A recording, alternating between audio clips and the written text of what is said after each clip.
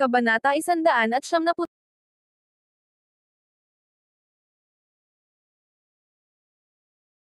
Kabanata 171. Nagulat si Bruce sa kapalit dahil alam niyang hindi kailangan ni Zephyr ang Crimson Fire. Ito ay daylight robbery. Malungkot na sagot ni Zephyr. Hindi ka taga dito, hindi ba? Alam ng lahat na lahat ng mga bagay na ibinebenta ko ay may mataas na kalidad, kaya ang presyo. Haha, totoo nga ang sinabi niya. Itong matandang geezer na ito ay sikat sa kanyang pagpepresyo, pero I can assure you that the quality of the item would be worth it, paliwanag ng isa sa mga customer kay Zephyr.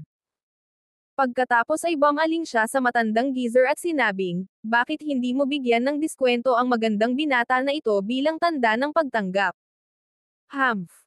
Panunuya ng matanda habang hindi pinapansin ang customer. Fine, 30,000 it is. Can you at least throw in some freebies for me? Matamis na tanong ni Zephyr. Alam niya sa kaibuturan niya na malamang na makukuha niya ang item na ito sa halagang 20,000 sa ibang lugar. Ang matandang geezer na ito ay talagang walang prinsipyong nagbebenta. Anong gusto mo? Tanong ng matandang geezer na naka-knitted brows. Gusto ko ang mga bagay na hindi pangkaraniwan at hindi ko matukoy sa buhay ko ang pangalan ng halaman na ito kaya. Baka mayroon ako nito. Sagot ni Zephyr na may nakakalokong ngiti habang diretso sa punto. Ibinalik ng matandang geezer ang kanyang ngiti at sinabing, kaya ganito ka noon pa man. Fine, 30,000 for the Crimson Fire and this dying plant. Ang katotohanang madali siyang sumuko kay Zephyr ay hindi dahil sa kanyang pagkabukas palad o dahil gusto niya si Zephyr. Sa totoo lang ay pinulot niya ang halaman sa isang lugar at hindi niya ito maipagbili. Maaari rin niyang ibigay ito ng libre kay Zephyr kung ang ibig sabihin nito ay kikita siya sa bentahan ng Crimson Fire. Tumalikod na si Zephyr para umalis matapos mahawakan ang nalantang halaman. Nang malapit na siyang pumunta sa ibang lugar, narinig niyang may nagtanong, narinig mo ba ang resulta ng Intercity Tournament? Paano tayo hindi? Ito lang ang maaaring pag-usapan ng sinuman sa mga araw na ito, sagot ng iba. Alam mo hindi iyon ang ibig kong sabihin. Nabalitaan ko na ang unang mananalo ay tatanggapin bilang isang Academy Apprentice sa The Boundless Academy, sabi ng unang lalaki na may ngiti sa labi. Ano? You're not pulling my leg right.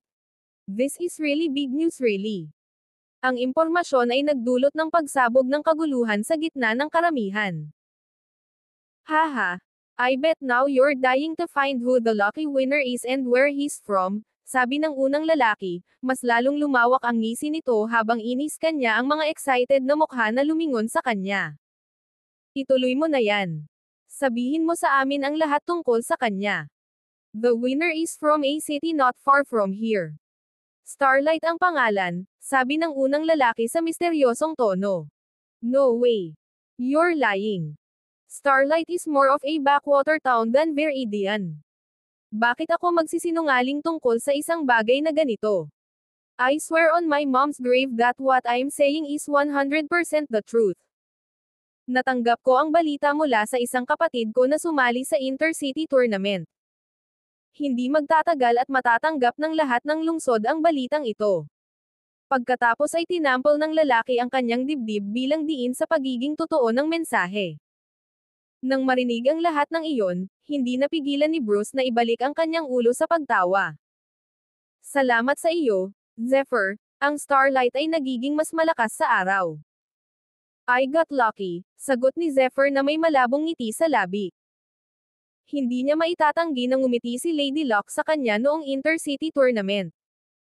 Hindi siya makakakuha ng napakaraming puntos kung hindi niya natalo ang Winged Serpent at Dragon Lizard. Lalong magiging masigla ang Starlight ngayon, sabi ng isa sa mga tsismosa. Siyempre, siguradong sisikat ang Starlight ngayong naging Academy Apprentice ng The Boundless Academy ang isa sa mga naninirahan nila, sabi ng isa pa. Hindi iyan ang ibig kong sabihin. Kagagaling ko lang sa Starlight at ang gulo. May mga skilled fighters pa na umaatake sa syudad. Ano? Malaking pagbabago ang ekspresyon ng mga tsismosa habang matalim silang nakatitig sa nagsalita. Hindi ako sigurado tungkol sa mga detalye ngunit mula sa aking nakalap, isang tao mula sa Khan Clan ang nakasakit ng isang makapangyarihang tao at kaya ang makapangyarihang figure ay nagpadala ng kanyang mga tauhan upang salakayin ang Starlight. Sa sandaling lumabas ang mga salita sa mga labi ng chismosa, isang nakakatakot na aura ang sumabog malapit sa grupo. Agad silang nabalot ng aura na naging sanhi ng pag-iipon ng hangin sa kanilang paligid, na naputol ang kanilang usapan. Dahan-dahan silang lumingon sa direksyon ng pinanggalingan at nakita ang isang gwapong binata na nakatayo na may galit na galit. Sinabi mo bang may umaatake sa Khan Clan? Malamig na tanong ni Zephyr. Yes. That's right, sagot ng lalaking namutla na parang multo. Nagpasalamat si Zephyr sa lalaki. Sinindihan niya ang Lightfoot at bumaril na parang kidlat. Matagal bago nakabawi sa gulat ang mga chismis. Ang lakas ng aura. Hindi ako makapaniwala na ang isang kasing bata niya ay nagtataglay ng ganitong uri ng kapangyarihan. Hindi ba siya medyo nabalisa? Baka siya na, Zephyr Khan. Ang nanalo sa Intercity Tournament, sigaw ng unang lalaking nagsimula ng buong talakayan. Ang grupo ng mga chismosa ay nagpakawala ng isang sama-samang hininga at lumingon upang tingnan ang umaatres na figure ni Zephyr. Sa wakas ay nakuha na ni Zephyr ang kanyang sagot kung bakit siya nakakaramdam ng labis na pagkabalisa mula nang matapos ang Intercity Tournament. How dare they come after my clan? Bulong niya sa ilalim ng kanyang hiningang nagbabantang. Hindi siya nagtagal upang marating ang Dragon Boat gamit ang kanyang Lightfoot. Kabanata 172. Samantala, habang tinatalakay ni Frederick ang mga susunod na hakbang sa kanyang mga tauhan, bigla siyang nakaramdam ng malakas na alon ng enerhiya. Ang dami ng kapangyarihan ay lubhang nagpabago sa kanyang kilos sa mataas na alerto. Nagtataka siya kung sino ang nangahas na masaktan si Zephyr nang makita ang matigas na ekspresyon ng binata. Kailan tayo makakapaglayag? Tanong ni Zephyr. Kakailanganin pa natin ng kalahating araw para mapunan ng buo ang Dragon Boat, sagot ni Frederick. Kalahating araw pa. Ulit ni Zephyr na nakakunot ang noo. Natatakot siya na baka huli na ang kalahating araw para iligtas ang kanyang angkan. Master Zephyr, kung nagmamadali kang umuwi, maaari ko bang imungkahi na kunin mo ang Cryptic Mount? Maingat na sabi ni Frederick nang mapansin niya ang paparating na pagpanik ni Zephyr. Anong Cryptic Mount? Tanong ni Zephyr na ikinapikit ng mga mata. Mayroon kaming isang Tier 2 beast, ang Cloud-Piercing Eagle, para sa mga layuning pang-emergency. Hindi na hinintay ni Zephyr na matapos ni Frederick ang kanyang pangungusap. Dahil sa kaunting impormasyong iyon, nagmamadali siyang lumabas ng silid. Nang makabawi si Frederick at ang iba pang crew mula sa kanilang pagkagulat, nakarinig na sila ng malakas na tili mula sa isang ibon sa kalangitan.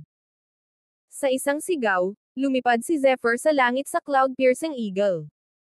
Ang Cloud-Piercing Eagle ay humigit kumulang 10 metro ang taas na may itim na balahibo. Hindi nagtagal ang dalawa ay nawala sa malayo sa loob ng isang kisap mata. Naguguluhan pa rin si Frederick sa eksaktong nangyari. Bukod dito, siya rin, nagsimulang makaramdam na may malaking mangyayari. Si Bruce at ang iba pang mga gwardya ay bumalik sa Dragon Boat hindi nagtagal pagkatapos ng pag-alis ni Zephyr. Lahat sila ay may mapupulang mukha at hingal ng hangin mula sa sprint dito. Nasaan si Zephyr? Tanong ni Bruce, hindi nag-abala na ipaliwanag kung ano ang nangyayari. Lumabas siya sa Cloud-Piercing Eagle. May nangyari ba? Bakit kayo nagpapanik? Sabi ni Frederick. Habang kami ay namamasyal, may narinig kaming nagsasabi na ang ilang mga bihasang mandirigma ay umaatake sa angkan ng kansa ngayon, sagot ng isa sa mga gwardya. Ano? Nagsimulang manginig sa takot ang leeg ni Frederick sa pag-iisip ng isang todong digmaan na malapit nang mangyari. Si Zephyr ang pinakamahalagang henyo ng kaharian sa ngayon, at hindi banggitin ang bagong nakuhang Academy Apprentice ng The Boundless Academy. Kung may mangyaring masama kay Zephyr, ito ang magiging ulo ni Frederick sa chopping board. She asterisk T. Bakit nakatayo pa kayong lahat dito na walang ginagawa? Mabilis na lagyang muli ang enerhiya ng Dragon Boat ngayon. Galit na utos ni Frederick. Kahit na ang cloud-piercing eagle ay isang two-tier beast na may natural na uhaw sa dugo, agad itong natakot sa nakakatakot na aura ni Zephyr. Inipon nito ang lahat ng lakas at lumipad ng mabilis hanggat maaari. Gayunpaman, parang hindi pa rin sapat ang bilis nito para kay Zephyr dahil mas lalo siyang nababalisa habang lumilipas ang bawat segundo. Nagsimulang gumawa si Zephyr ng isang listahan ng mga taong posibleng maglakas loob na sundan ang Khan Clan. Naalala niya na binanggit ng Sun Guardian na ang Zane Guardian ay naghahanap ng paghihiganti laban sa Khan Clan. Hindi maaaring siya iyon. Ang tagapag-alaga ng Zane ay walang kapangyarihan upang labanan ang aking angkan. Maaari rin itong iba pang mga bihasang mandirigma tulad ng Lead Clan mula sa Celadon. Si Zephyr ay nakipagdebate sa kanyang sarili sa loob. Hindi siya masyadong mag-aalala kung ang mga umaatake ay mula sa dalawang angkan na naisip niya. Isang tao lang ang nag-aalala sa kanya, at ang lalaking iyon ay ang ika-9 na prinsipe. You better not do anything stupid or else. Walang puwang para sa pagdududa ang ekspresyon sa mukha ni Zephyr. Mukhang handa na siyang ilabas lahat. Samantala, sa Starlight, ang tunog ng nakakatakot na pagsabog ay patuloy na maririnig sa itaas ng tahanan ng Khan habang ang mga mandirigma ay patuloy na nakikipaglaban sa isa't isa. Maging ang mga bantay ng lungsod ay ipinakalat upang labanan ang mga nanghihimasok. Mga taga-Celadon, how dare you show your face in Starlight? Tanong ni Linus na may dagandong sa galit. May matigas na determinasyon sa mukha niya habang nakatitig sa kanila. Walang sino man ang makaligtaan ang isang backwater town tulad ng Starlight kapag ganap na nating lipulin ito sa mukha ng planeta. Sabi ng isang binata na nakasuot ng makinang na baluti at may hawak na espada. Ito ang makukuha mo sa pakikipaglaban sa Lead Clan ng Celadon. Padilim ng padilim ang mukha ni Linus habang patuloy na nananaig ang mga atake ng mga nanghihimasok sa kanila. Siya at ang iba pang grupo ay maaari lamang pigilan ang mga kalaban saglit. Nangangahulugan ito na ang mga Khan ay naglalaro mismo sa kanilang mga kamay dahil ang mga kaaway ay nagpadala na ng napakaraming bihasang mandirigma upang lipulin ang Khan Clan. Umaasa na lang siya na makakalabas sila ng buhay dito. Kabanata 173. Mangyaring bumalik sa lalong madaling panahon, naisip ni Linus habang mahigpit niyang hinawakan ang sibat sa kanyang kamay. Ito ay makikita na siya ay nagtamo ng maraming pinsala. Lalong nagiging imposible para sa kanya na pigilan ang mga nanghihimasok ng mas matagal. Sa sobrang lakas, muli siyang sumigaw sa mga manlalaban ng Lead Clan. Die! Ang bagyong Khan at dalawang matanda ay lumitaw sa labas ng tahanan ni Khan. Ang kanilang mga mata ay may hitsura ng mamamatay tao na layunin habang inilalabas nila ang kanilang enerhiya sa buong lupa. Naging sanhi ito ng pagyanig ng hangin sa kanilang paligid para sa kanilang mataas na antas ng agility. Haha, walang kwenta ang mga atake mo sa akin. Sabi ng isang mapanuksong boses. Isang matandang lalaki na may nakakatakot na aura ang dahan-daang pumasok sa kanilang paningin. Ang higanteng ibon na kanyang ginawa mula sa manipis na hangin ay madaling inilabas si Typhon at ang dalawang matanda. Kuya Zane, marami kang pinagbuti. Pinuri ng dalawang lalaki ang kapangyarihan ng matanda. Ang kanilang mga kalansay na mukha at mga hunch na katawan ay tila maaari silang madapa at mamatay sa katandaan anumang oras. Gayunpaman, naramdaman ni Typhon at ng dalawang matanda ang nakakatakot na aura na lumalabas sa kanila at hindi nila maiwasang mag-alala.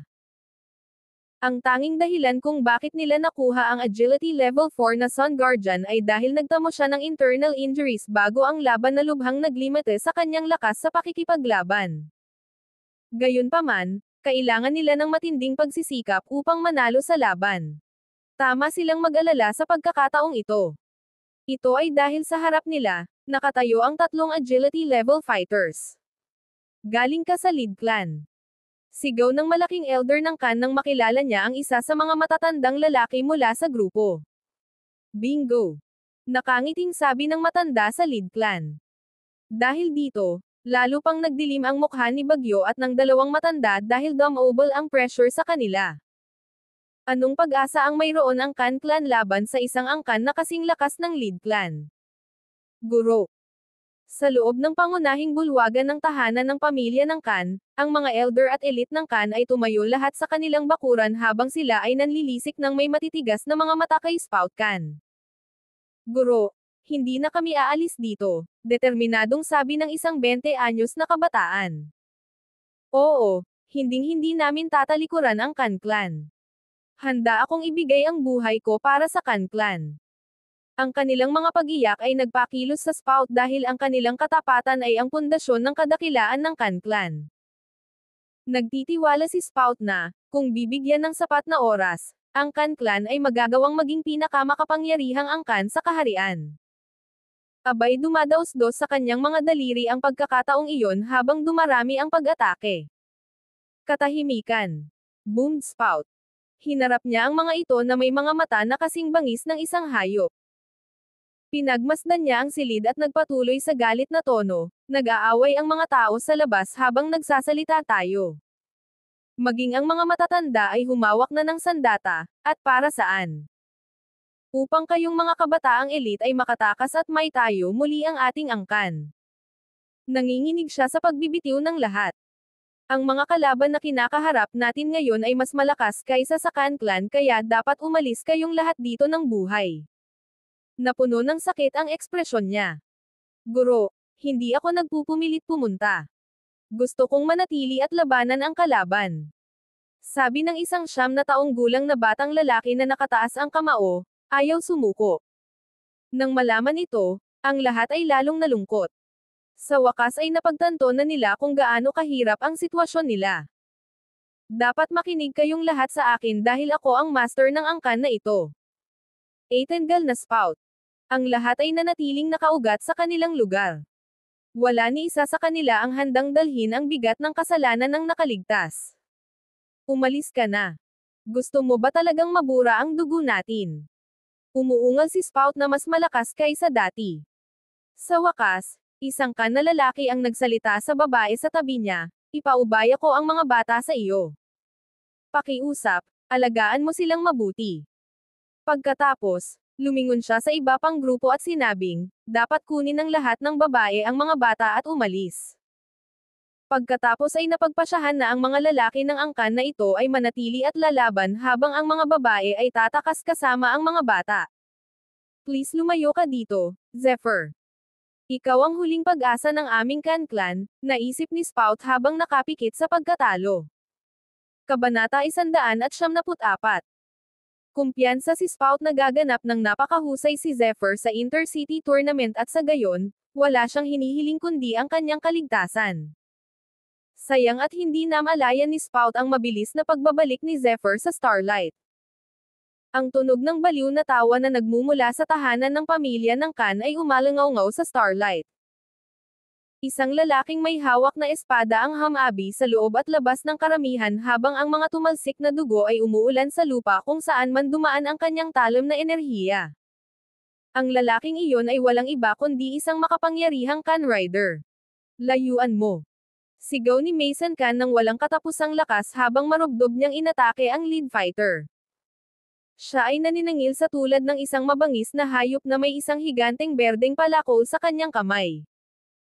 Lumitaw din si Leo Khan na may hawak na espada na ginamit niya upang lumikha ng mga alon pagkatapos ng mga alon ng bladed na enerhiya na dumating tulad ng tsunami.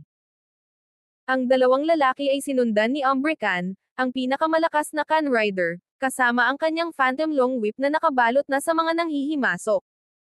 Ang tatlong lalaki ay ang tunay na piling Khan Riders ng Khan Clan. Walang pagod nilang pinulot ang mga nanghihimasok ng isa-isa gamit ang kanilang mga sandata at nag-condense ng totoong enerhiya.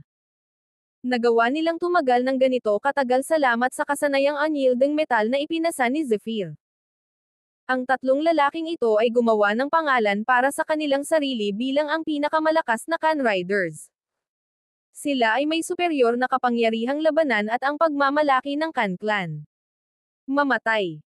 Sigaw ni Mason habang tinatanggal niya ang isang kakilakilabot na pag-atake gamit ang kanyang higanteng palakol, ito ang nagpabalik sa mga mandirigmang lead. Gayunpaman, gaano man kalakas ang unyielding metal, napakaraming nanghihimasok. Natagpuan ng tatlong kalbaryo ang kanilang mga sarili na hingal mula sa pagsusumikap ng lahat ng ito habang ang mga nanghihimasok ay walang katapusang lumitaw. Habang si Leo ay nasa isang mainit na labanan ng espada sa isa sa mga nanghihimasok, narinig niyang may nagsalita. Ikaw kasi. Ikaw ang Sumire sa angkan ko, sigaw ng nanghihimasok na tila sinapian ng demonyo, ganoon ang pagkamuhi niya kay Leo. Bago pa makapagsalita si Leo, naligtas siya ni Umbra na lumaban sa nanghihimasok sa pamamagitan ng kanyang mga pag-atake ng latigo. Ang taong ito ay marahil ang batang Panginoon ng Zane Clan, si Brandon, mahinahong sabi ni Leo. Hindi umimik si Umbra bagkos ay tumango lang siya. Oo, ako yon, Brandon Zane. Kinumpirma ng salarin na naiwan lamang ang isang braso matapos ang pag-atake ni Umbra. Pagbabayaran ko kayong lahat sa ginawa nyo sa angkan ko. Ipaparamdam ko kay Zephyr ang naramdaman ko noong nawasak ang angkan ko ng angkan nyo. Pagkatapos ay sinugod niya sina Leo at Umbra ng isang sigaw ng digmaan. Isang madugong aura ang bumalot sa buong Starlight habang nagpapatuloy ang nakakatakot na masaker. Ang ibang mga angkan sa lungsod ay piniling pumikit sa kalagayan ng Khan Clan dahil alam nilang hindi nila kakayanin ang galit ng mga nanghihimasok. Ito na ang katapusan ng Khan Clan. Magtatapos tayo sa parehong paraan kung magpapadala tayo ng mga backup. Oo, masyadong makapangyarihan ang mga nanghihimasok. Sa totoo lang, dapat tayong magpasalamat sa mga nanghihimasok sa pagtulong sa atin na maalis ang Khan Clan. Pinaglilingkuran sila ng tama para sa pagpapanatili sa atin sa ilalim ng kanilang kontrol sa lahat ng ito.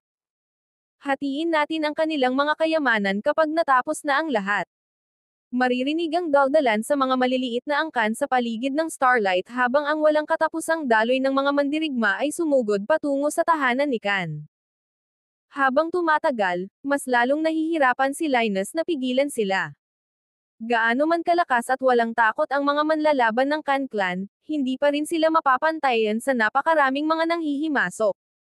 Unti-unti silang napaatras sa isang sulok habang dumarami ang mga tauhan nila na nahulog. Napakasama ng sitwasyon para sa Khan Clan na halos makita ng Lead Clan ang tagumpay sa pagtatapos ng labanang ito.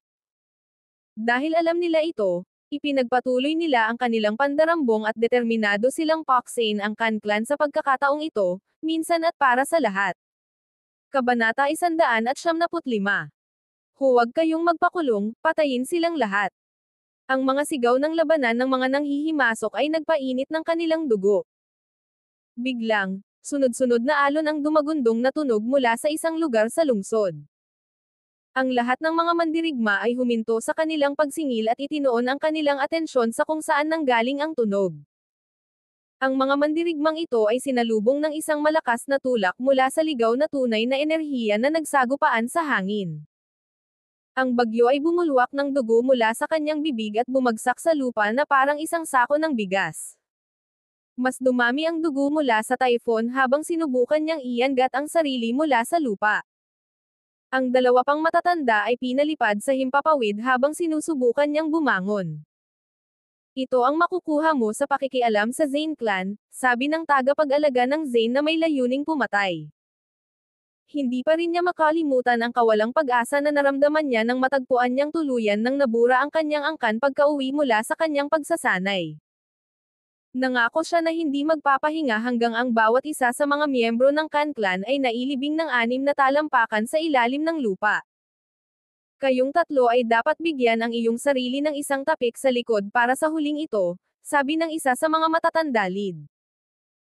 Oo, isang kahihiyan para sa inyong lahat na mamatay dito, dahil kung bibigyan pa ng panahon ang Khan Clan ay tiyak na ang pinakamakapangyarihang angkan sa Starlight, sabi ng isa pang matanda sa masasamang tono. Typhoon, kumusta ka? Tanong ng matanda sa Khan na may mga palatandaan ng pagkapagod na nakaukit sa kanyang mukha. Hindi ako mamamatay ng ganoon kadali, sagot ni Typhoon sa mahinang boses habang pinupunasan ang dugo sa kanyang bibig. Siya ang pinakamahina sa tatlo. Kaya siya ay nagtamo ng mas malaking pinsala. Pagkatapos, na may mga ngiping gritted, siya muttered sa kanyang sarili, kailangan kong labanan ang mga ito of kahit na ano. Hindi niya pinansin ang masakit na bumabalot sa kanyang katawan at inihanda ang sarili para sa panibagong pag-atake. Ang bagyo at ang dalawang matanda sa Kan ay hindi magtatagal ng ganito katagal kung hindi dahil sa kanilang malakas na espiritu at sa pag-iisip ng pagtigil ng sapat na oras para makatakas ang kanilang mga tao. Pagkatapos lamang, magagawang muling itayo ng Kan Clan ang sarili sa dating kaluwalhatian nito. ***it. They're trying to stall US para makatakas yung iba, itanggal ng Zane Guardian nang mamulat siya sa realization sa kanilang ginagawa. Ano? Sabay na sigaw ng dalawa pang matanda. Agad namang nagbago ang mga ekspresyon nila. Patayin silang lahat. Sigaw niya. Ang kanyang utos ay may halong tunog ng mga sandata na nagsasalpukan, at hindi ito tumitigil sa pag-echo sa buong lugar. Nako, parang malapit na ang katapusan ng Kan Clan. Bukod dito, walang isang miyembro ang matagumpay na nakatakas kahit na sinubukan ng mga kalbaryo ang kanilang makakaya upang labanan ang mga nanghihimasok. Ang pag-iisip na mapanatili ang linya ng dugo ng Kan ay nagudyok sa kanila na lumaban sa bawat onsa ng kanilang huling lakas. Hahaha, mawalan ng pag-asa sa kawalang saysay ng lahat. Sabi ng mga lead fighters na lahat ay sumabog sa malupit na tawa. Mamatay. Nagsimulang umamoy ang kapaligiran sa desperasyon ng mga Kan. Tila walang katapusan ang pagtakas mula sa mga nanghihimasok na naging mas agresibo sa kanilang nalalapit na tagumpay. Dapat nating tiyakin ang kaligtasan ng iba kahit na nangangahulugan ito ng pagkawala ng ating buhay. Sigaw ni Spout habang pinuputol ang isang nanghihimasok gamit ang kanyang espada. Nako! Sila ay nalampasan at ang Kan Clan ay nakatitig lamang ng walang magawa habang ang kanilang mga miyembro ay malupit na pinutol, isa-isa. Sa huli, pinalipad sa ere si Spout nang siya ay inatake ng 6 na strength ng level 9 fighters sa parehong oras. Ito na ba talaga ang katapusan natin? Tanong ni Spout sa mahinang boses. Nagsimula siyang magalit sa mga Diyos. Paano nila hahayaang mangyari ito sa kanyang angkan samantalang sila ay patungo na sa kasaysayan bilang ang pinakamakapangyarihang angkan sa mundo? Biglang, isang malakas na daloy ng enerhiya ang bumaril sa kalangitan na parang dragon habang ang hangin sa paligid ng Starlight ay kumaluskos sa mga agos ng kuryente. Ang sunod-sunod na alon ng parehong malakas na enerhiya ay dumaan sa lungsod, na ikinagulat ng lahat. Maging ang mga manlalaban ng lead ay nayanig lahat sa kanilang mga boto nang harapin ang tila makadiyos na enerhiya. Saan galing? Anong nangyayari? Kanino ang enerhiyang ito? Bawat manlalaban sa Starlight ay nakabukas ang kanilang mga mata sa direksyon ng enerhiya. Ang tanging nakikita lang nila ay isang itim na figure na papalapit sa kanila sa bilis ng liwanag. Habang papalapit ang figure, kitang-kita nila na si Zephyr ang nakasakay sa cloud-piercing eagle. Ang mga pakpak ng halimaw ay humahampas sa himpapawid na may matalim na tunog na parang napunit ang langit. Ito ay isang cloud-piercing eagle. Isang tier 2 hayop. Sino kayang magutos ng ganyang halimaw? Tingnan mo, may tao sa ibabaw ng halimaw. Siyempre pinag-uusapan nila si Zephyr na kasalukuyang nakatitig sa kanila ng malamig na mga mata. Zephyr. Si Master Zephyr po. Nagsimulang tumalon sa tuwa si Spout at ang iba pang Kan Clan. Nanambalik ang kanilang kumpiyansa sa pagdating ni Zephyr. Ha! Tanging lakas ng level 9. I was expecting somebody more powerful than that, nanunuyang sabi ng Zane Guardian. Ang sarap niyang pagsilbihan ang sarili niya sa ganitong pinggan. Ang kanyang damdamin ay positibong natanggap ng dalawang matatandang lead. Kabanata 176. Lead Guardian, siya yon. Yun pala. Yun yung dumating para sirain tayo. Dapat bayaran mo siya. Sigaw ni Brandon. Ay hindi. Napaisip si Spout at ang kanyang mga tauhan nang marinig ang sigaw ni Brandon. Si Zephyr ang tanging pag-asa para sa Kan. Kung may mangyari kay Zephyr, magiging malungkot ang kinabukasan ng Kan. Protektahan si Zephyr. Sumigaw si Spout sa Kan Riders. Bayan mo na kami. Sagot ni Mason, handa at mapagpasyang. Nauna ang lahat para palibutan si Zephyr. Sa kanilang pagtataka, si Zephyr ay hindi nagpakita ng takot sa mga sitwasyong ito. Napanatili niya ang isang kalmado, ngunit nakamamatay na kilos. Gayunpaman, bahagya siyang nanghina nang makita ang kanyang lolo, si Typhoon Kan na natatakpan ng mga dagwang sugat na may mababaw na paghinga. Ang kanyang lolo ay mukhang maaaring mahulog anumang oras. Ang dalawang matanda sa Kan ay nanginginig, ang kanilang mga aura ay magulo, ang kanilang mga mukha ay mapatla. Bawat Kan na naruroon ay nababalot ng dugo mula ulo hanggang paa, at lahat sila ay dumaranas ng maraming pinsala. Sa lupa, maraming katawan ang nakahiga na bagbog at duguan. Isang pulang-pula na pool ang kumalat sa buong sahig. Nang makita ito, nagalit si Zephyr. Hinuyam niya ang kanyang mga kamao ng mahigpit, ang kanyang mga buto ay gumawa ng malakas na pag-click na ingay mula sa presyon. Mamatay ka na, Zephyr. Sigaw ng isa sa dalawang tagapag-alaga ni Lid. Sa isang kisap mata ng kanyang manggas, ang kanyang katawan ay naging isang bahid ng liwanag, dumiretso kay Zephyr na may lakas ng palad. Mamatay. Tinawag ng Zane Guardian, na may kasiya siyang ekspresyon. Hindi. Tumawag si Typhoon. Kumilos siya para tumulong ngunit napigilan siya ng isang malakas na puwersa. Protektahan si Zephyr. Tumawag ang dalawang tagapag-alaga ng Kan. Sa kasamaang palad, nasa ilalim pa rin sila ng hawak ng matanda ni Zane. Wala silang magawa kundi manood. Siya ay isang goner. Ang nasa isip ng lahat ng mga mandirigma sa Starlight, bawat isa sa kanila ay umiwas ng tingin. Hindi kailanman mananalo si Zephyr laban sa isang bihasang Agile. Guro.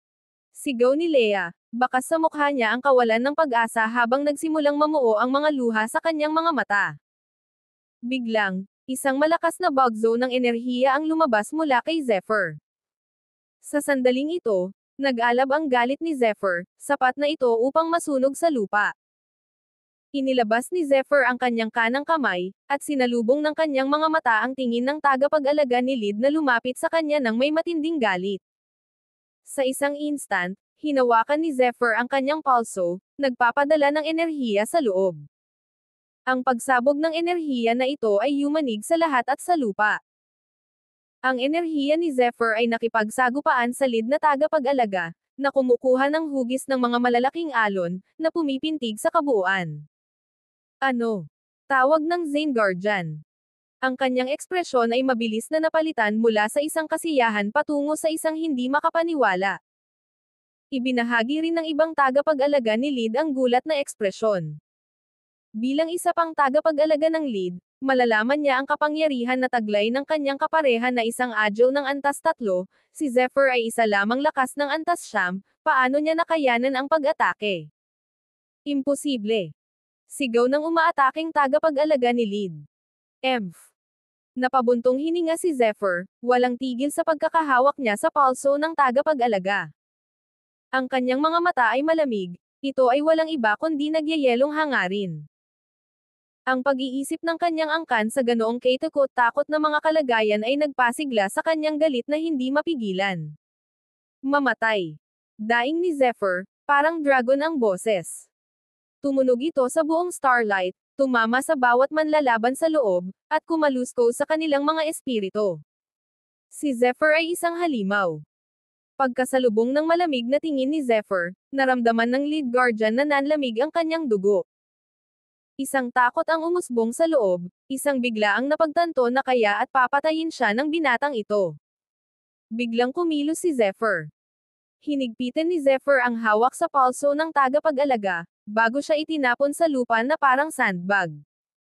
Itinaas ni Zephyr ang kanyang braso, kasama ang tagapag-alaga, bago siya muling itinapon sa lupa. At muli. At muli. At muli. At muli.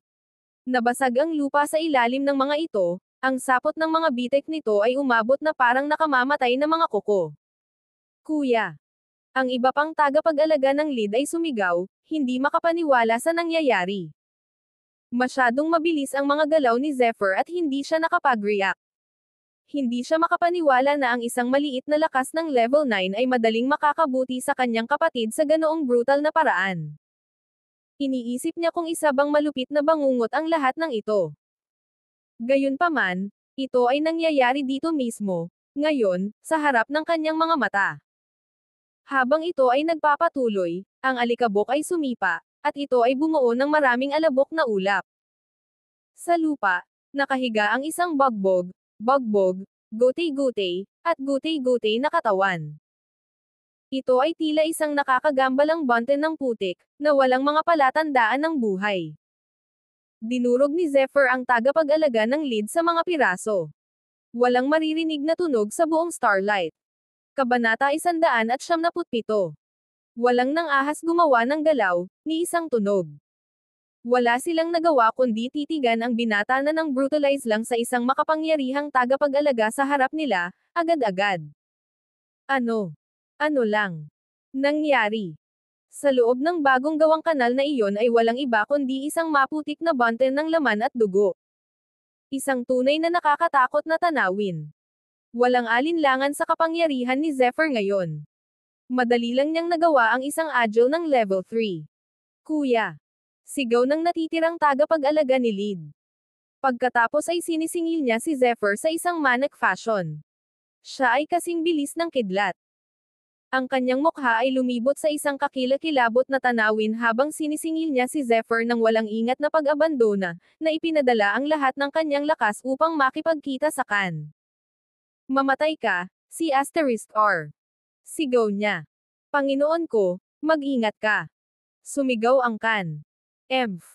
Napangisi si Zephyr, hindi gumagalaw ang kalamnan. Siya ay kalmado na nakatayo doon habang ang tagapag-alaga ay umabant. Bigla siyang nawala, walang iniwan na bakas para sa mga nanonood. Ikaw na ang matanda. Isang malamig na boses ang tumawag mula sa kung saan. Ang tagapag-alaga ng lead ay naging mas alerto. Hindi. Paano? Sigaw ng tagapag-alaga, hindi maintindihan kung ano ang nangyari. Paanong nawala si Zephyr ng ganun na lang? Biglang may dumating na malakas na puwersa mula sa likuran niya. Parang dragon claw ang kanang kamay ni Zephyr, at humawak ito sa leeg ng Guardian. Bago pa makapag-react ang Guardian, nadurog na ni Zephyr ang windpipe niya. Pagkatapos noon, binuhat ni Zephyr ang tagapag-alaga, bago siya muling ibinagsak sa lupa. At muli. At muli. At muli. At muli. Ang lahat ng mga mandirigma ay nakatatakot lamang na nanunood habang si Zephyr ay muling hinarap ang tagapag-alaga ng lead. Malamig at walang awa ang ekspresyon ni Zephyr na parang halimaw. Hindi maipagtanggol ng lead guardian ang kanyang sarili. Napabuntong hininga na lamang siya at napaiyak sa sakit. Hindi nagtagal, nabuo ang isang pool ng dugo sa ilalim nila. Isa pang lead guardian ang nahulog. Nakatayo doon si Zephyr, walang talo at walang laban. Ang natitirang mga mandirigma ng lead ay nakatatakot lamang na nanonood, ang mga bibig ay nakanganga na may yelo sa kanilang mga ugat. Pakiramdam nila ay kaharap nila ang isang halimaw, isang hayop. Nabaling ang tingin ni Zephyr sa huling natitirang agile, ang pinakamakapangyarihan sa mga iyon ang Zane Guardian. Yu Yangan. Sigaw ng tagapag-alaga, hindi matanggap na ang isang maliit na lakas ng antas siyam ay pumatay ng dalawang agile ng antas ng tatlo ng ganoon lang ng kaunti o walang pagsisikap. Maging ang makaranasang tagapag-alaga ay nakaramdam ng lamig sa kanyang gulugod. Dapat siyang mamatay ngayon. Isip ng Zane Guardian habang kumikislap ang kanyang mga mata na nakamamatay na layunin. Siya ang gumawa ng unang hakbang, mabilis na lumapit kay Zephyr. Zephyr boy. Ingat. Dumura ng spout sa isang subo ng dugo. Hindi na niya napigilan ang sarili, bumagsak sa lupa habang nanlalabo ang kanyang paningin. Masyadong matindi ang mga sugat niya. Mga anak ni Khan, salakayin. Khan Riders, go! Kalmadong utos ni Zephyr habang walang tigil na humaharap sa atake ng Zane Guardian. Sisingilan. Sumigaw ang Khan, na inspirasyon ng panawagan ni Zephyr na kumilos. Tanging ang mga patay na tao ang mag-uudyok sa Khan. Napaungol si Mason. Mamatay.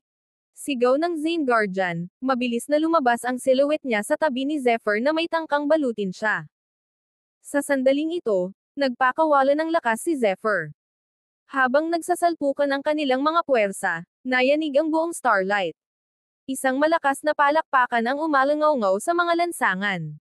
Sinimulan ng dalawa ang kanilang labanan habang sila ay nagpapalitan at nagpapalihis ng suntok, pagkatapos ng suntok, pagkatapos ng suntok. Hindi natitinag at hindi natitinag. Biglang bumaril ng kamao si Zephyr, Earth Shatterer. Ang kamao na ito ay dumating tulad ng isang bundok, at ito ay nakabalot ng suntok na parang burol. Lumakas ito habang tumatama sa hangin. Kasabay nito, ipinatawag ni Zephyr ang enerhiya mula sa tatlong kaliskis, na pinalakas ng 3 beses ang kanyang pag-atake. Mamatay, bata! Sumigaw ang tagapag-alaga ng Zane, na nagpapakita ng huling pag-atake habang naramdaman niya ang pagmamadali ng paparating na pag-atake ni Zephyr. Muli na namang nagpalitan ng suntok ang dalawa. Gayunpaman, mabilis na nagbago ang ekspresyon ng Zane Guardian. Masyadong malakas ang puwersang lumabas. Hindi man lang siya nakapag-react bago siya natangay. Napaatras ng ilang hakbang ang tagapag-alaga sa harap ng lahat. Imposible. Naisip ng mga taong kan. Nakatitig lang sila kay Zephyr na parang halimaw. Siya ang gusto nilang protektahan kanina. Paano madaig ng isang strength ng level 9 ang isang agile ng level 4? Imposible. Ang B***star na ito ay patuloy na nagulat. Napailing-iling si Spout habang pinagmamasdan ang kalmado at walang pakialam na si Zephyr. Malaki na siya kuya, malaki na siya, naisip ni Spout. Mamatay. Patayin ang mga bastos na ito. Isang kan ang tumawag, na nagrally sa kanilang sarili para sa isang huling pagtulak laban sa lead. Ang kapangyarihan ni Zephyr ay nagbigay kapangyarihan sa kan, ang kanyang presensya ay nagbigay sa kanila ng bagong kumpiyansa sa labanang ito. Kabanata 178. Masyado siyang malakas. Imposible, paano makakalaban ng isang strength fighter ang isang agile? Imposible. Naghiyawan ang mga taga-Starlight, hindi sila makapaniwala sa nangyari. Ang iba ay sumisigaw lamang, ngunit tanging hangkag na ingay ang lumabas sa kanila. Ang lahat ng ito ay halos hindi makatwiran sa kanila. Maraming mga angkan ang nagsimulang magsisi sa kanilang mga pinili ngayon. Kung alam nilang napakalakas ni Zephyr, madali silang pumanig sa kan. Ang kan ay may napakalakas na manlalaban kasama nila. Maliwanag at matatag ang kanilang kinabukasan. Walang makakapidyo sa kanila. Damn it. Ang ilang mga angkan ay nakaramdam ng panghihinayang sa kanilang pagiging pasibo. Gayunpaman, ang ilang iba pang mga angkan ay binatikos. Bagamat makapangyarihan si Zephyr, hinding-hindi niya matatalo ang isang agile ng level 4. Maya-maya, babagsak si Zephyr. Sa totoo lang, sapat na ang isang agile ng level 4 para labanan ang lahat ng Starlight. Pabaya lang ang Zane Guardian. Muling nagkasagupaan ang dalawang mandirigma habang nagmumuni-muni ang ibang mga angkan. Nagpatuloy ang kanilang labanan, lumipad sila sa maraming direksyon, at sinira nito ang maraming bahay na kahoy sa paligid. Magaling siya. Naisip ng tagapag-alaga ni Zane, na nagiging seryoso sa kanyang mga pag-atake. Hindi na niya muling mamaliitin si Zephyr. Ang lahat ng atensyon niya ay nasa kanya ngayon, hindi tulad ng dati. Ang tagapag-alaga ay naging mas maingat habang nakikipaglaban siya sa batang kan. Ang tagapag-alaga ay naguguluhan kung paano ang isang taong kaedad niya ay nakapagtataglay ng gayong dakilang kapangyarihan maliban sa posibilidad na simulan niya ang kanyang pagsasanay sa sinapupunan ng kanyang ina. Maliban kung naisip ng tagapag-alaga habang pinagmamasdan niyang mabuti ang bata. Maliban na lang kung siya ay may makapangyarihang biyaya. Isang makapangyarihang sikreto. Isa na nagpahusay sa kanya ng lampas sa katwiran. Pagtatapos ng Guardian sa kanyang isipan habang nagbibigay ng matako na tingin. Kailangan niyang hulihin ang batang ito, para makapagsalita siya. Gusto niya ang mga sikreto niya. Mamatay. Sinabi ni Zephyr, na nagulat sa pagkakataon ng pag-isipan ng tagapag-alaga ang tungkol sa mga kapangyarihang taglay ni Zephyr. Ang bilis naman ni Zephyr. Ang kanyang katawan ay nagbomba ng kuryente, para bang siya mismo ay isang bahid ng kidlat. Sinusubukan lang kita. Huwag mong isiping mapapatay mo ako ng ganoon kadali. Ang sabi ng tagapag-alaga. Biglang nanginginig ng husto ang kanyang katawan habang iniipon niya ang mga enerhiya sa loob. Sa isang iglap, isang surge ng enerhiya ang sumasabog sa paligid. Ang shockwave ay naglakbay sa buong lugar, Ito ay gumawa ng mga pagsabog habang ito ay pumailanglang, na tinatangay ang mga ulap sa itaas. Ang enerhiya ay gamulong na parang buhawi sa hangin, na bumabalot kay Zephyr. Sa sandaling ito, nagawang talunin ng kombinasyon ng mga Khan Fighters at Starlight City Guards ang leads. Maging si Brandon Zane ay pinutol ng Khan Riders. Bagaman, sa sandaling napagtanto ng mga mandirigma ng Khan ang biglaang pagsabog ng enerhiya, nagsimula silang mag-alala muli para kay Zephyr. Ang labanan ay mukhang nagbabago na naman ng tubig. Ano man ang kanilang ginawa, alam nilang ang tunay na labanan ay nasa loob ng tunggalian sa pagitan ni Zephyr at ng tagapag-alaga ng Zane. Ang kanilang tunggalian ay maaaring matukoy kung sino ang nanalo sa digmaang ito. Malamig ang bagyong Khan, at malubhang nasugatan ang mga tagapangalaga ng Khan. Alam nila sa kanilang sarili na hindi sila maaaring magkaroon ng anumang serbisyo. Si Spout mismo ay nagmukhang mahina at kaya niyang mahimatay anumang oras. Ikaw ang bahala, my lord. Ang Khan ay sumigaw ng mga salita ng pampatibay loob, inilagay ang lahat ng kanilang pag-asa kay Zephyr. Iginagalang kita Zephyr. Ang magkaroon ng gayong dakilang kapangyarihan sa murang edad. Ikaw ang kasalukuyang pinakadakilang manlalaban na haharapin ko sa buhay ko. Sabi ng Guardian. Too bad you'll have to face me as your enemy. This ends now. Pagmamayabang niya habang lalong lumalakas ang lakas niya. Kahit na gusto ng ibang mga miyembro ng Khan na tumulong, hindi sila papayag ang lumapit. Kahit na matapos ang pagsabog ng enerhiya mula sa kanyang kalaban, nanatiling hindi kumikibo si Zephyr. Biglang sumulpat si Draken sa kamay niya. Sa isang napakalaking dagandong na parang dragon, pinakawalan ni Zephyr ang kanyang pag-atake. Isang malakas na alon ng bladed energy ang lumabas, at pinalakas ito ng kanyang walang talo na focus. Kasabay nito, ang tatlong kaliskis ay nagising, na nagpapahiram ng kanilang lakas sa kanya. Ginawa ni Zephyr ang kanyang buong pag-atake. Ano? Nag-iba ang ekspresyon ng Zane Guardian nang maramdaman niyang lumabas ang talon ni Zephyr. Ang gayong nakakatakot na pagpapakita ng kapangyarihan ay hindi pa nakita noon. Paano nakuha ni Zephyr ang ganitong dami ng kamangha-manghang kapangyarihan? Dinurog ng focus ni Zephyr ang tagapag-alaga, na nagpapatunay sa lahat na si Zephyr ang tunay na nagwagi. Biglang nagsimulang manginig ng marahas ang mga sandata ng bawat eskrimador sa Starlight, na parang sabik na makilala ang kanilang hari. Ang ilang mga mandirigma ay nahirapan pa sa pagsteady ng kanilang mga armas. Minsan pa, nagsagupaan ang dalawang kapangyarihan. Zephyr, ikaw ay isang F***King prodigy. Sigaw ng mga mandirigma ng Starlight. Si Zephyr ay isang kababalaghan, isang tunay na kababalaghan. Ang enerhiya ng tagapag-alaga ng Zane ay patuloy na lumundag at namamaga, habang ang kanyang ekspresyon ay naging seryoso. Hindi niya inaasahan na si Zephyr ay mag-conjure ng ganoon kalakas na trump card. Pakiramdam niya ay parang ipinanganak si Zephyr ng isang kayamanan ng enerhiya. Kahit na curious ako sa kapangyarihan mo, mas mahalaga sa akin ang pagpatay sa iyo. Sabi ng Guardian. Bumuhos ang mga daloy ng liwanag sa kanyang palad, na bumubuo ng isang espada ng enerhiya. Mamatay. Sigaw niya, habang binubuo niya ang kanyang energy sword. Kabanata 179. Mag-ingat ka, Zephyr. Galit na tawag ng malaking elder. Alam niya kung ano ang susunod, at ito ay isang napakalakas na pamamaraan ng espada. Dumadaloy ang bladed energy sa napakalakas na volume, tulad ng malakas na agos ng talon. Ang enerhiyang ito ay dumiretso para kay Zephyr.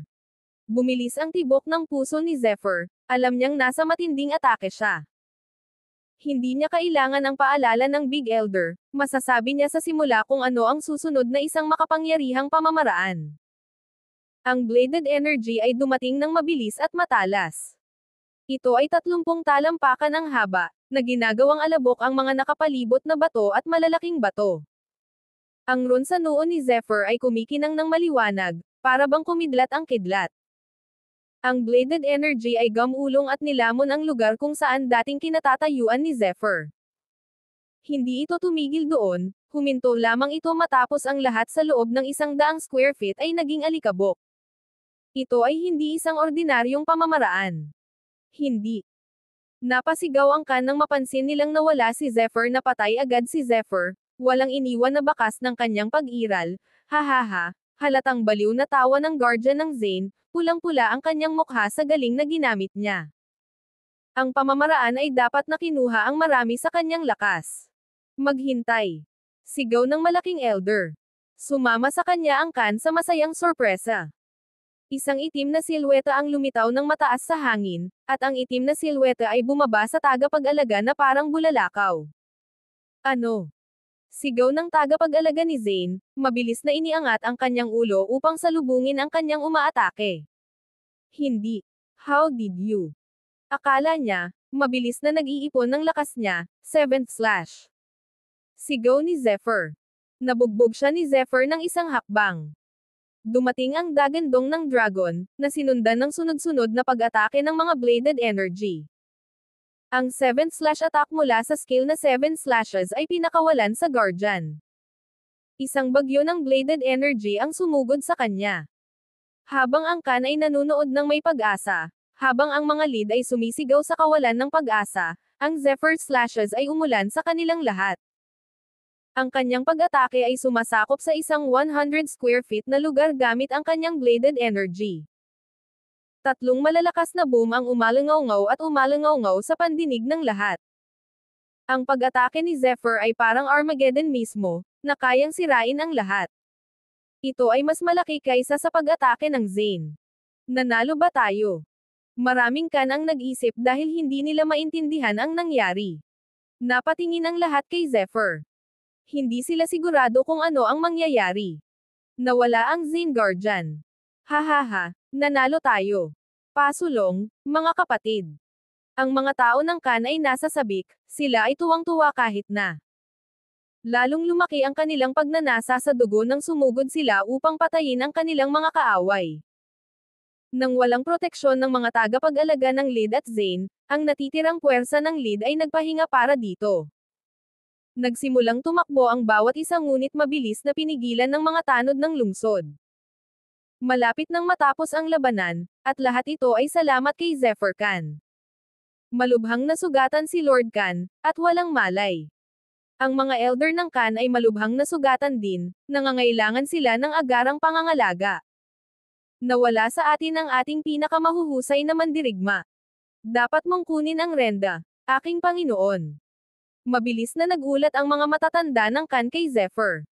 Nang marinig ito, nagbago ng husto ang ekspresyon ni Zephyr, kahit na nanatili ang malamig niyang titig. Sa pagkakataong ito, biglang dumating ang kalaban. Muntik na tayong matalo, bumantong hininga si Linus, ang kanyang ekspresyon ay may malaking pagkakasala. Malaki rin ang nawala sa kanya. Dapat akong magpasalamat sa iyo. Lubos akong nagpapasalamat sa iyong tulong. Sabi ni Zephyr kay Linus. Kung hindi dahil sa paglaban ng mga gwardya ng alkalde, hindi sana magtatagal ang Khan. Tama, kumusta ang resulta ng Intercity Tournament ngayong taon? At saka, nasaan ang tatay ko? Tanong ni Linus. Dapat bumalik ka agad si Bruce, sagot ni Zephyr. Mott. Tawag ni Zephyr nang may nakita siyang tao. Nakabalot si Mott Khan ng mga benda dahil marami siyang nasugatan. Pinilit pa niyang tumayo. Guro. Sumugod si Mott, tumugon ng may paggalang. Nakita ng bawat Khan ang nakakatakot na pagpapakita ng kapangyarihan ni Zephyr. Lahat sila ay humanga at iginagalang siya. Dapat kong ipahayag na ang pamumuno ng Khan ay nahuhulog na sa iyo. Sabi ni Zephyr. Ano? Master, anong ibig mong sabihin? Gulat na tanong ni Mott, pati na rin ang kanyang ekspresyon ay nagbago. Hindi niya alam kung bakit ganoon ang desisyon ni Zephyr. Dapat bumalik ka agad si Bruce. Kailangan mong alagaan ang Khan, kung kailangan mo ng anumang pills, pumunta ka sa Skyfall, sagot ni Zephyr. Pero, sambit ni Mott, gusto niyang tumanggi, ngunit alam niyang may dahilan si Zephyr kung bakit niya iyon ginawa. Louis. Tawag ulit ni Zephyr. Oo, Master. Lumapit si Louis, bogbog at duguan. Baka sa kanyang mukha ang lubos na paghanga.